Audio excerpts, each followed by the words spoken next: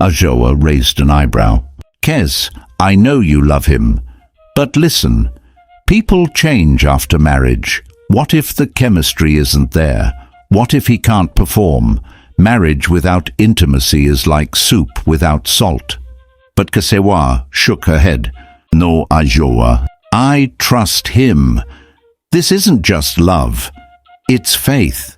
And I believe when the time is right, everything will fall into place. Before you watch this video, please take a moment to reflect on this honest question. Would you choose to engage in sex after marriage, or do you believe in sex before marriage? Share your thoughts in the comments. There's no judgment here, just a space for real conversations. Now, let's dive into a powerful story of love, faith, and patience that just might touch your heart. Elder Ampadu was the kind of man who made people smile when they spoke his name. Tall and gentle-voiced, he walked with the quiet dignity of someone who feared God more than he feared men. Every Sunday, he was the first to arrive at church and the last to leave, always helping the ushers arrange chairs or picking up a crying child so their mother could listen to the sermon in peace. He was wealthy, a well-known gold dealer in Accra, but he wore his riches like a whisper, never loud, never boastful. He drove a simple black pickup, and his clothes, though clean and neatly pressed, were always modest. Yet, for all his blessings, one thing troubled those around him. He was growing older, and still there was no woman by his side, no child calling him Papa. The whispers began as murmurs in the marketplace, then turned into loud conversations at family gatherings. A man of his age? Auntie Afua would say, eyes wide with suspicion. Something must be wrong. Maybe he cannot even father a child. His friends began teasing him, some playfully, others with a bitter edge. Ampadu, are you waiting for angels to come down and propose to you? One joked. Or are you hiding a secret? Elder Ampadu could no longer carry the weight of curious glances and whispered questions. The pressure from friends and family had grown unbearable. You're not getting any younger, his uncle Kwabena said one evening, his voice stern. People are beginning to wonder if you're even able. Those words stung more than Ampadu admitted. The laughter at gatherings, the forced jokes, it was all too much. And so one Sunday after church, heart pounding beneath his neatly pressed shirt, Ampadu waited until the choir had filed out, then gently approached Kesewa. Kesewa was the embodiment of grace. Quiet, prayerful, and kind, she had served in the women's fellowship for years, and Ampadu had admired her from afar. Sister Kesewa, he began, his voice soft, I have prayed, and I believe the Lord is leading me to you. She looked at him, surprised, then blushed. After days of deep thought and prayer, she agreed. It felt like a divine match. They began courting, and Kesewa would visit his home on weekends, always welcomed with fresh flowers and the scent of home-cooked food. But one thing puzzled her deeply. Every time she visited, Ampadu would gently insist, Please, go and rest in the visitor's room. She would look at him with confusion. But Elder, we're preparing to build a life together. Can we not talk into the night, even rest in the same room? He would only smile, shake his head slowly, and say, There is a reason, my dear. In time, you'll understand. 6 months passed. Not once had Ampadu laid a finger on her. No kiss, no embrace beyond a holy hug. And still, every morning after her visits, he would hand her thick brown envelopes filled with money. For your business?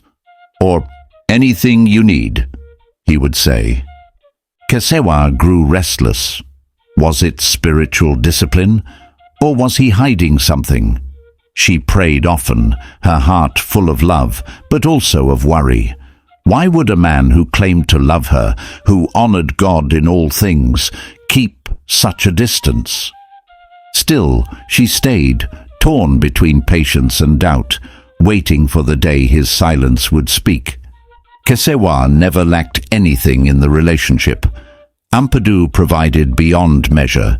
He gave her money for her shop, paid for her younger brother's school fees, and even surprised her with gifts she never asked for.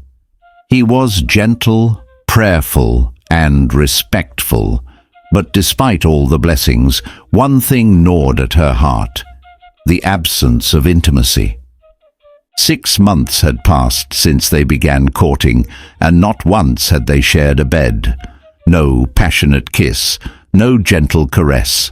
Every visit ended the same, with Ampadu leading her to the visitor's room with his usual soft smile. "Rest well, my dear," he would say, closing the door behind her. But one night, desire overpowered patience. Kesewa lay on the guest bed, heart pounding, mind racing. She longed to feel the man she loved, his warmth, his touch, his heartbeat next to hers. She slipped out of bed, her nightgown clinging to her skin, and tiptoed to Ampadu's room. She knocked gently, then pushed the door open.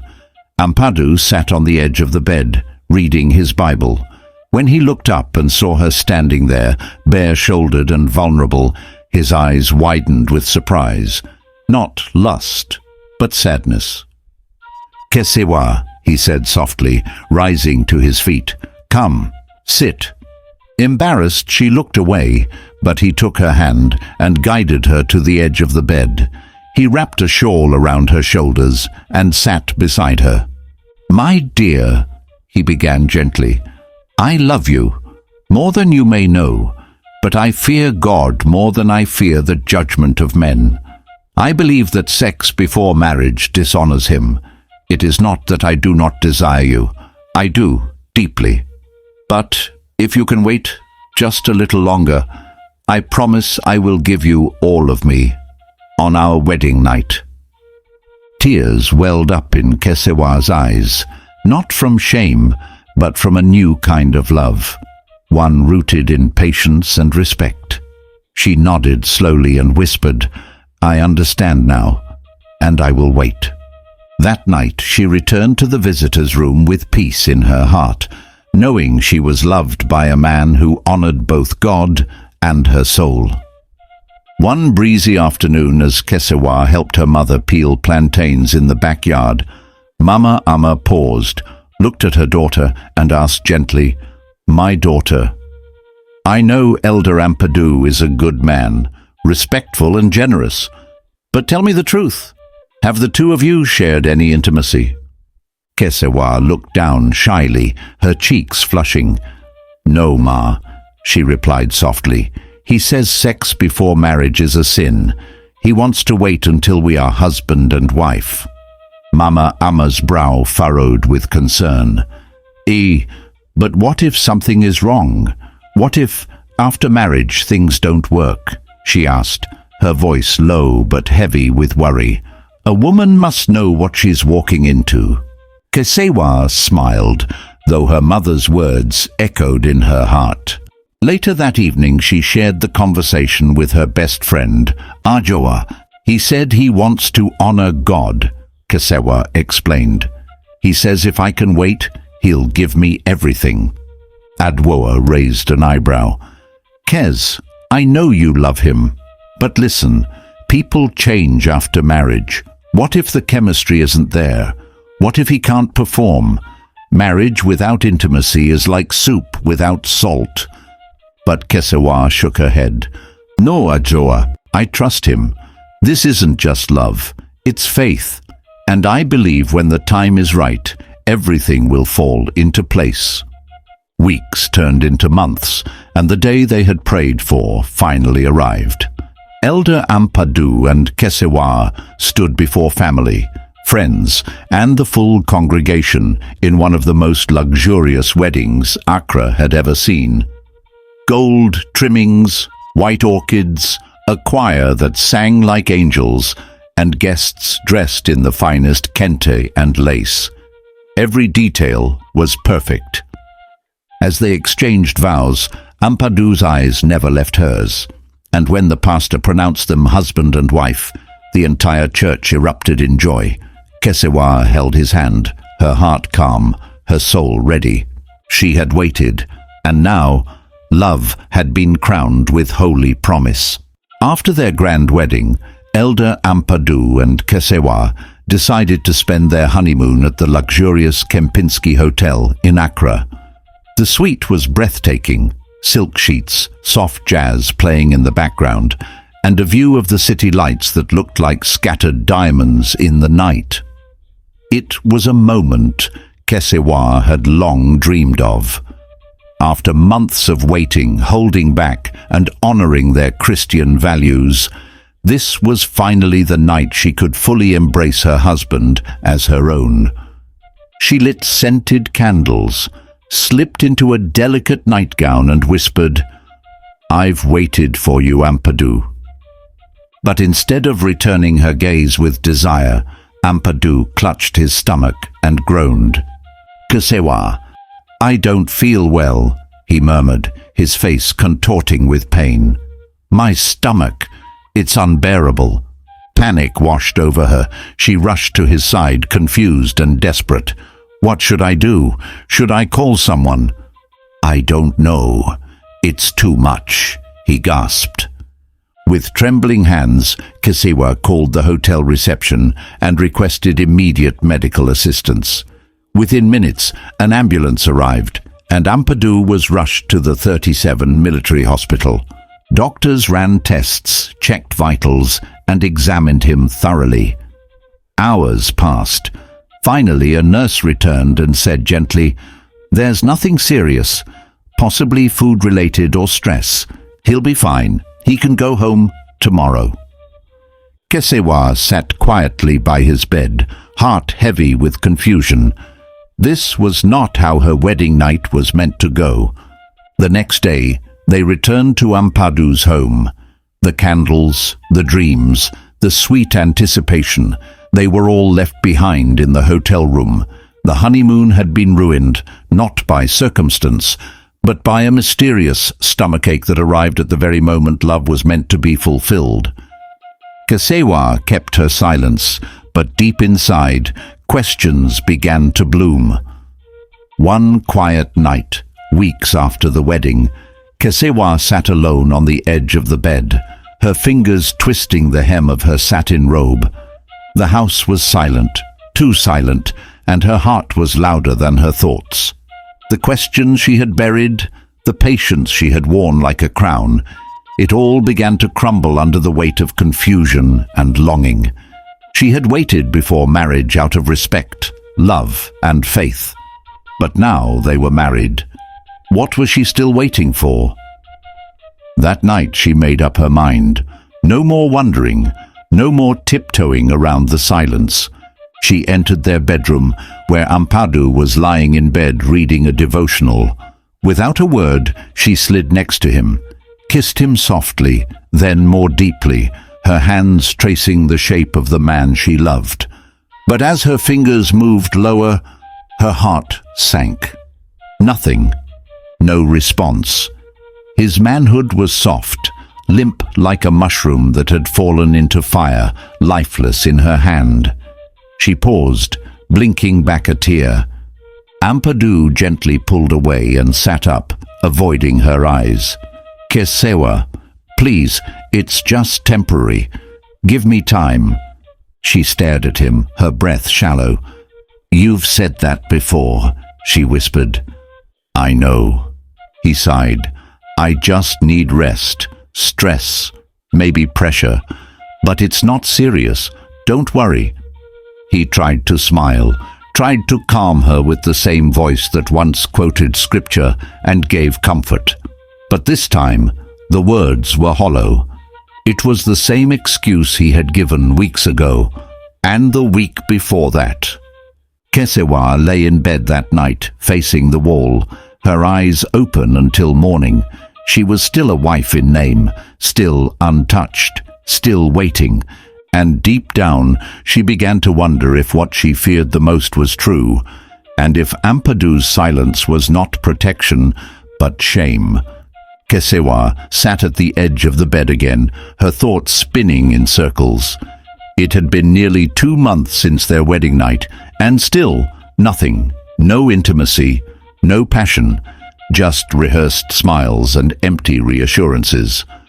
She didn't know who to confide in. Her mother would panic, her friends would gossip, and leaving the marriage? That wasn't even a thought. She loved Ampadu, or at least she loved the version of him she thought she knew. But the ache, the quiet, invisible ache, was eating her from the inside out. One evening, as the moonlight filtered through the curtains, Ampadu called her to sit beside him. He reached for her hand and said in a tired voice, "Kesewa, I think I finally know what's going on." She looked at him, hopeful. "Tell me." "It's the medication. The doctor gave me a new blood pressure medicine. It's messing with me, making me feel weak in certain ways. That's why I've not been able to, you know." Kesewa blinked, confused. "But I haven't seen you taking any medication." He quickly added, "I took it earlier in the week. I've stopped now. I'll get better soon, I promise." The excuse wrapped itself neatly around the pain. It gave Ampadu something to hide behind, something medical, something understandable. But deep inside, Kesewa felt the hollow truth. There was no prescription bottle in sight, no doctor's note. Nothing but silence and evasion. 2 months later, the weight of silence and unmet needs became too heavy for Kesewa to carry. She had done all she could, waited patiently, prayed fervently, believed in his promises, and swallowed her own desires to preserve their image. But now, she was exhausted. Her heart longed not just for a husband in name, but for a true partner in love, intimacy, and life. One evening, her voice trembling yet firm, she called Ampadu and said, "I can't do this anymore. I want to file for divorce. I don't think this marriage can ever give me what I long for, a child, closeness, a future." Ampadu was silent on the other end, his breath catching. Then suddenly he erupted. "No, Kesewa, you can't leave me. You don't know what people will say, what they'll think. I'm finally a married man. They'll laugh at me if this ends. Just give me more time. I swear things will work out." But Kesewa had made up her mind. "It's not about what people will say. It's about what I feel, and I feel alone, every night." A week passed, and without warning, Ampadu asked Kesewa to take a ride with him. He said nothing during the drive, just held her hand tightly. When they arrived at a gated compound, he gently tied a cloth over her eyes. "Where are we?" she asked, her voice soft with curiosity. "Just wait," he whispered. He guided her step by step, his grip warm and steady. Then he slowly removed the cloth. Standing before her was a beautiful new house, modern, elegant, and surrounded by blooming flowers. Kesewa gasped, "This is beautiful." Ampadu turned to her, eyes shining. "It's yours. Your name is on the papers. A gift from me to you. Please stay." Kesewa felt a wave of joy, but only for a moment. The house was stunning, yes. It was a dream many women would envy, but deep in her heart she knew walls and roofs could not replace what she truly yearned for. A husband who touched her, desired her, made her feel like a woman, and the hope of a child to call her mother. She smiled politely, but inside, her heart remained aching and unsure. That evening, as the wind rustled softly through the curtains and silence filled the beautiful house he had gifted her, Ampadu sat across from Kesewa, his hands trembling, eyes sunken with a sorrow she had never seen before. He looked older in that moment, not in age, but in burden. Something deep was weighing on him, and tonight he could no longer carry it alone. "Kesewa," he said quietly, "I need to tell you the truth. I owe you that much." She turned toward him, her eyes searching. He took a deep breath. "I'm sorry for everything, for the lies, the excuses, the pain I've caused you. But the truth is, I'm not a man in the way you expect. I can't sleep with a woman. I haven't been able to for years." Kesewa froze, heart pounding. "Why?" she whispered. His eyes welled with tears. "Because life was cruel to me. I was broken. Poverty stole everything from me. I was mocked, abandoned, left with nothing. One day a friend took me to a powerful fetish priest. He promised me wealth, success, everything I had dreamed of. But there was a condition. Either I sacrifice my mother or my manhood." He looked away in shame. "I couldn't kill my mother, Kesewa, so I sacrificed my manhood." The words fell like thunder in her ears. "From that day, I became rich, yes. But I lost the ability to be a man. No medicine can fix it. No prayer has healed it. And now I'm left with gold in my hands, but emptiness in my soul." Kesewa sat frozen, unable to speak. Her heart broke, not just for herself, but for the man in front of her. "I need a child, Kesewa," he continued, voice cracking. "Desperately, but I know it's impossible. So I'm asking you, if you can keep this secret between us, I'll give you freedom. Find someone you trust. If you get pregnant, I will raise the child as mine. I'll protect you, love you, honor you, as long as the world never knows the truth." Tears slid down Kesewa's cheeks as silence filled the room. The truth had finally arrived, but it carried no peace, only pain and a terrible choice. Kesewa found herself torn between two difficult paths, one paved with wealth, stability, and a loveless silence, and the other with moral uncertainty, secrecy, and the promise of motherhood. Living with Ampadu, a kind yet impotent man who had confessed to sacrificing his manhood for riches, offered her material comfort, but it left a deep ache in her soul, a longing to feel like a woman, to be desired, to carry life within her. After days of sleepless nights and tearful prayers, she made a decision. One morning, as they sat on the veranda sipping tea, she looked into Ampadu's eyes and said softly, "I've thought about everything. If this is the only way to give you a child, then I will do it. I will help you." Ampadu's eyes welled with emotion. He reached for her hand and whispered, "Thank you, Kesewa. You don't know what this means to me." Months passed. One afternoon, in Ampadu's absence, the lights in the hallway began to flicker. Kesewa called in an electrician, a young man named Julius. He was humble, soft-spoken and shy around her, but Kesewa saw something in his eyes, something unspoken, a raw, youthful admiration that stirred feelings in her she had buried. As Julius worked, she watched him closely. She offered him cold water, then food. Their conversations grew warmer, laced with subtle flirtation.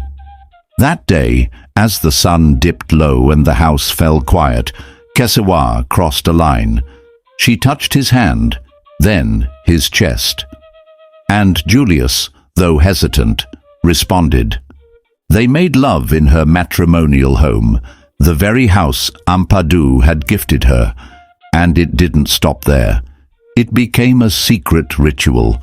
Each time Ampadu traveled or attended overnight church programs, Kesewa would call Julius, not for his tools, but for his touch. She gave him money, bought him clothes, perfumes, and even a new phone. He never asked for anything. She offered it freely. For Kesewa, it wasn't love. It was need. It was survival. It was a way to fill the emptiness her husband's secret had carved into her. 4 months into the affair, she missed her period. At first, she thought it was stress, but when 2 more weeks passed, she bought a pregnancy test. Hands trembling, she waited in the bathroom. 2 lines. Positive. She stared at it, her breath caught in her chest. The moment she had once prayed for was now real, but wrapped in a storm of guilt, secrecy, and unbearable consequence. Kesewa finally gathered the courage to tell Ampadu about the pregnancy. Her heart was pounding, her palms damp with nerves. She approached him one evening, gently placed his dinner before him, and sat across the table, eyes lowered. "Ampadu," she whispered, her voice shaking, I took a pregnancy test." He looked up from his meal, confused for a moment. "And?" Tears welled in her eyes. "It's positive. I'm pregnant." There was a long pause. Ampadu's spoon slipped from his fingers and clattered onto the plate. Then slowly, his face broke into a stunned smile. Tears filled his eyes, not of sorrow, but joy. "Praise be to God," he cried, rushing to hold her. "You've made me the happiest man alive. Finally, they will call me a father. Finally, I am a man." He kissed her forehead again and again, holding her as if she was his only connection to life itself. But in the quiet after his joy settled, he asked the question that had to come. "Kesewa," he said gently, "who is the father of the child?" The joy in her face faltered. Her lips parted, but no words came out. Though Ampadu had given her permission to cheat for the sake of conceiving, now that the moment had arrived, telling him the truth felt heavier than ever. He waited, watching her, his smile fading into uncertainty. Kesewa sat beside Ampadu, her hands clenched tightly in her lap, her voice low and cautious. "I went to a friend's wedding," she said slowly, not daring to meet his eyes. "I drank too much, and I met a man. I don't remember his name or face. It just happened. I was confused and drunk." Ampadu stared at her for a long moment, his expression unreadable. Then, slowly, a smile crept onto his face. "So, you don't know him?" he asked quietly. Kesewa shook her head. "No, I've never seen him again." Ampadu let out a deep sigh of relief. "That's good. That's very good," he said. "No man will come knocking on my door one day, claiming my child. This child is ours now." Meanwhile, Julius, the poor, unsuspecting electrician, visited 2 weeks later. Kesewa met him in the hallway and quickly closed the door behind her. "We have to stop," she said firmly. "My husband is beginning to suspect something." Julius looked crushed. "But Kesewa, I love you. This isn't just an affair to me." "I don't care," she snapped, lowering her voice. "If you don't back off, it won't end well." His heart cracked, but her threat was enough to drive him away. Inside, Ampadu was beaming, already preparing for fatherhood. He bought baby clothes, painted a nursery, and called family members to share the joyful news. For him, the shame was gone. He was finally a man in the eyes of society. 5 months later, Julius, still carrying the weight of longing and confusion, decided to check on Kesewa. He arrived at the gate with hope in his eyes, but when Kesewa stepped out to meet him, she looked colder than ever. "You need to leave," she said sharply, blocking the gate. His eyes dropped to her belly. Shock spread across his face. "Kesewa, that's my child, isn't it?" "No," she spat. "Don't you ever come here again." "But I know." "I said leave," she hissed, "or I'll call the police." Julius walked away, heartbroken and defeated, while Kesewa returned to the house where Ampadu was waiting with baby names and dreams that weren't his to claim. Every day, Kesewa lived in quiet fear. Her phone buzzed constantly with messages from Julius, each more intense than the last. "You can lie to your husband, but you can't lie to me. That child is mine, and one day, the truth will come out." Another message would read, "No matter how long it takes, I'll claim my child. You can't keep me away forever." At first, Kesewa ignored him, but as the threats continued, her peace began to unravel. She could no longer sleep. Her appetite vanished. The joy she once faked in Ampadu's presence had now turned into trembling silence. She feared not just for herself, but for the fragile world she and Ampadu had built on secrets. One evening, unable to bear it anymore, she broke down in tears before her husband.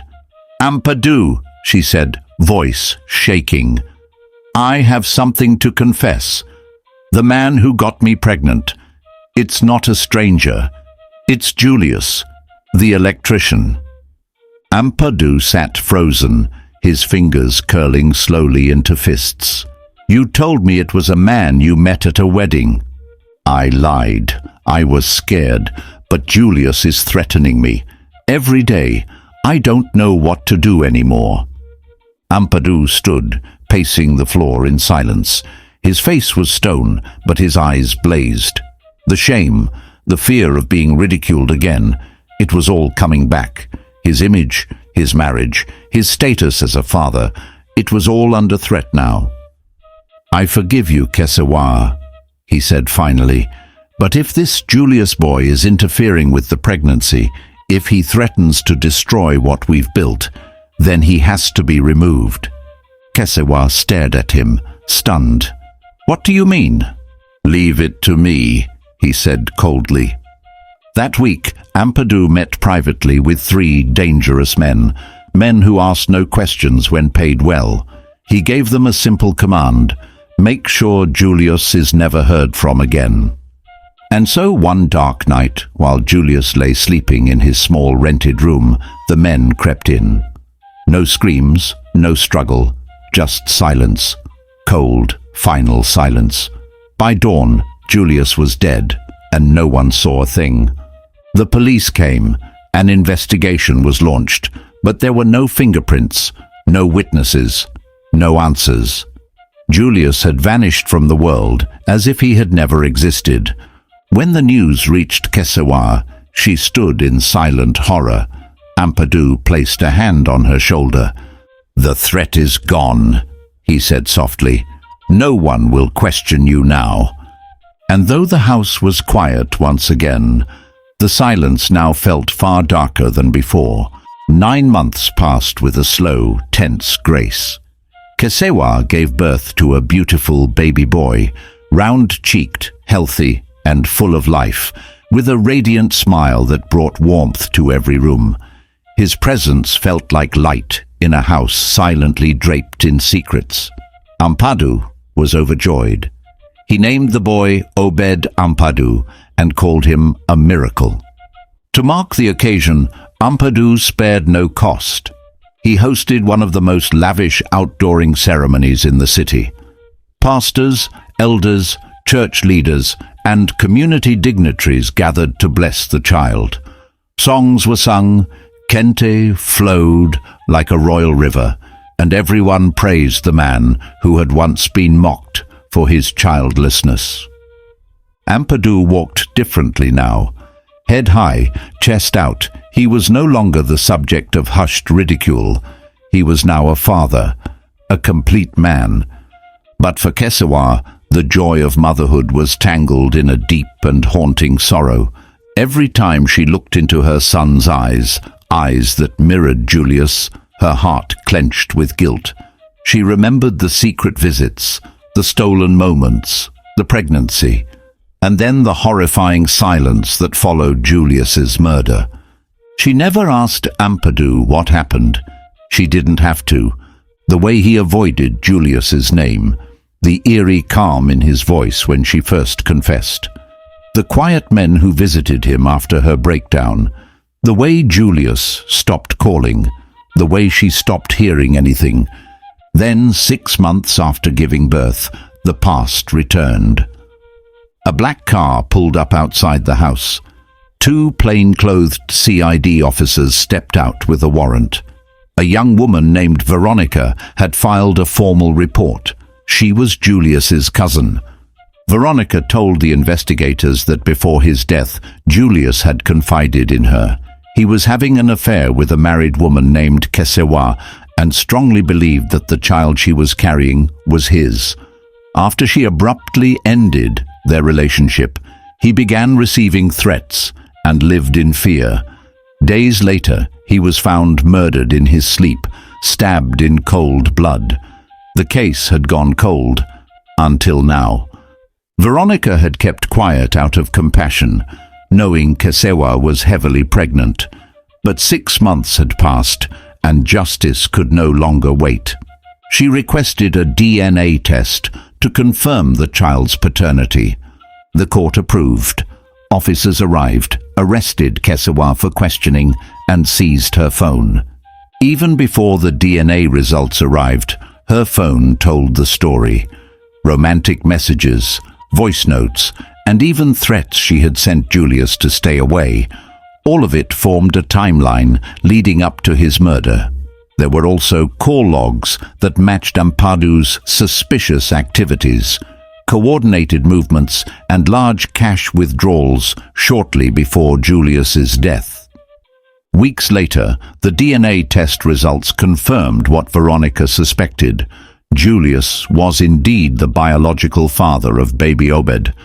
The confirmation shattered what remained of Kesewa's composure. She broke down during interrogation and confessed everything: the affair, the pregnancy, her silence, and Ampadu's reaction to the growing threat Julius posed. In tears, she admitted that her husband had arranged for Julius's murder to cover the shame and protect his image. Ampadu was arrested immediately. Investigators uncovered money transfers to known criminals and other pieces of evidence that tied him directly to the hired assassination. In court, the case sent shockwaves throughout the city. A man once celebrated for his faith and humility had become a symbol of calculated evil. He was sentenced to 30 years in prison for conspiracy to murder Kesewa, convicted for aiding and abetting and obstructing justice, received 8 years in prison. As she was led away, she clutched her son tightly, whispering, "I'm sorry, my son. Forgive me." The child was placed in protective care while a guardian was sought, and a once-praised marriage collapsed in shame and tragedy. The story of Julius is not just a tragedy, it is a mirror, a message, a lesson written in blood. Julius was not a criminal, he was not a thief, but he made one fatal mistake. He laid with another man's wife. Whether he knew the full truth or not, he stepped into a space that was not his to enter, and for that he paid the ultimate price. He was murdered in cold blood, not because he was evil, but because he trusted the wrong heart and played with fire.